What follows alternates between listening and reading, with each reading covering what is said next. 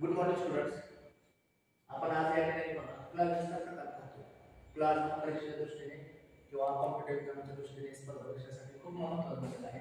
हा घटक 10-12 सिलेबस मध्ये आहे आणि त्यापेक्षा जास्त स्पर्धा परीक्षेचे जास्त प्रश्न आलेले असतात. त्या ठिकाणी क्लासेसचे दोन प्रकार पडतात. Classes are divided into two kinds. One is main class and the other is subordinate class. Main class is always compared to the Ramayana, whereas subordinate class is always compared to the Mahabharata. Ramayana म्हणजे काय सरळ आहे. Main class मध्ये जास्त काय variation असते. पण subordinate class मध्ये मात्र अनेक प्रकार आहेत. जसं सबऑर्डिनेट क्लास मध्ये तीन प्रकार असतात. वन आहे नॉन क्लास आहे, दुसरा ऍडजेक्टिव्ह क्लास आहे, तिसरा ऍडव्हर्ब क्लास आहे. आणि परत मग ऍडव्हर्ब क्लासचे परत किती प्रकार पडतात? ऍडव्हर्बचे 9 प्रकार पडतात. म्हणजे classes are divided into two kinds.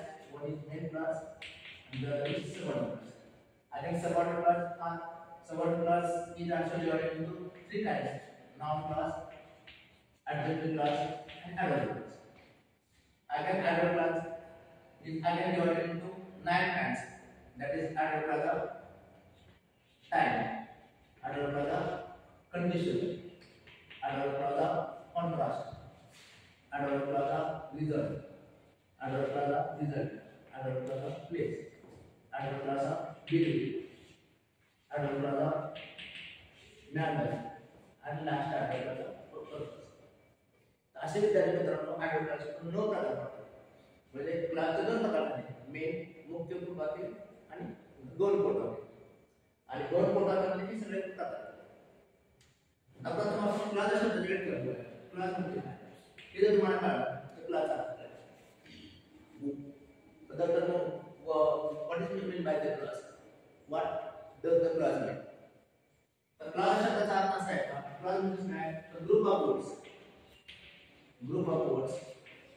containing subject and predicate.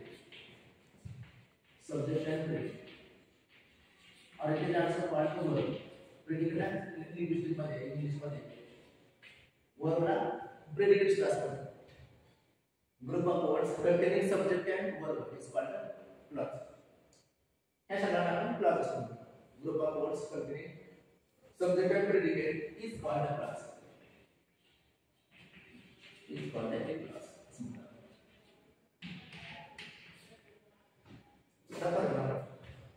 Class म्हणजे काय?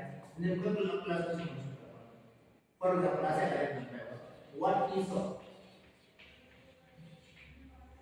आता हा क्लास आहे. क्लासची पहिली व्याख्या काय सांगितली?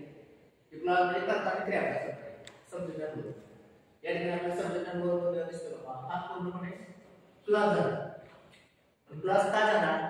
कारण त्याने कोणाही करता आणि क्रिया आहे. सब्जेक्ट आणि प्रेडिकेट. म्हणजे ॲटलिस्ट त्या वाक्याला सब्जेक्ट आणि प्रेडिकेट असते. क्लास म्हणजे काय? त्या वाक्यामध्ये करता आणि क्रिया असते. आता फ्रेज आणि क्लास मध्ये काय फरक आहे? तर फ्रेज मध्ये करता आणि क्रिया असत नाही. A phrase is a group of words without subject and verb. Phrase मध्ये करता आणि क्रिया असतात. क्लास मध्ये कसा करता आणि क्रिया असतात. तर फ्रेज मध्ये करता आणि क्रिया असतात. फॉर एक्झाम्पल फ्रेजच्या कार्याचा सांगतो आपण. A book on the table. This is the phrase. Book on the table. ही संपूर्ण फ्रेज आहे. आता हे काय बघा? त्या ठिकाणी करताना आपण काय लिहिलं? जसं या ठिकाणी करता ही आलाय सॉल्व्ह आले. तसं बुक ऑन द टेबल हा करता पण घेऊ शकतो आपण. Book on the table is there करता. किंवा आपण असं म्हणू शकतो I saw a book on the table. Object म्हणू शकतो. म्हणजे काय निश्चितपणे काय सांगता येते का? म्हणून आपण फ्रेज म्हणतो. म्हणजे हा क्लास आणि फ्रेज मध्ये हा फरक.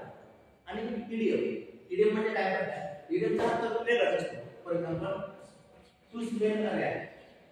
दिस is a idiom. To smell a rat. तर आता हे इडियमचा ह्याच्यामध्ये काय फरक आहे? ते इडियमचा जो अर्थ शब्दाचा असतो तो अर्थ असतो. इडियमचा अर्थ काय? टू स्मेल अ रॅटचा अर्थ काय? शब्दाचा अर्थ आपण घेतो उंदराचा वास घेणे. उंदराचा वास कोण घेत बसत नाही. टू स्मेल अ रॅटचा अर्थ काय करतो? सस्पेक्ट करणे. संशय घेणे. तो विद्यार्थी जाऊन हा क्लास मध्ये फरक आहे. क्लास म्हणजे काय? की ज्या शब्दामध्ये करता क्रिया असते.